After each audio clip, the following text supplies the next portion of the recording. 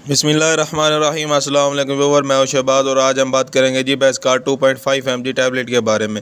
ये जो बेस्कार 2.5 mg tablet है ये इस्तेमाल की जाती है हाई ब्लड प्रेशर को लो करने के लिए, यानी कि अगर आपके सर में दर्द रहता है, कंधों में दर्द रहता है, या फिर जो है अगर आपको यानी कि ये टैबलेट इस्तेमाल अगर आप नहीं करेंगे तो इसका जो नुकसान है, यानी कि अगर आपका ब्लड प्रेशर हाई रहता है तो आप इस्तेमाल नहीं करते, कोई भी मेडिसिन जो है अगर आप इस्तेमाल नहीं करते तो आपको जो है फालिज होने का ख़तरा होता है। जी हाँ व्यूवर, इसलिए जो है अगर आपका ब्लड प्रेशर हाई रहता है तो आप ये टैबलेट यानी कि बेस्कार 2.5 mg टैबलेट इस्तेमाल किया करें। इसकी जो डोज़ है वो एक गोली रात को सोते वक्त और एक गोली सुबह है।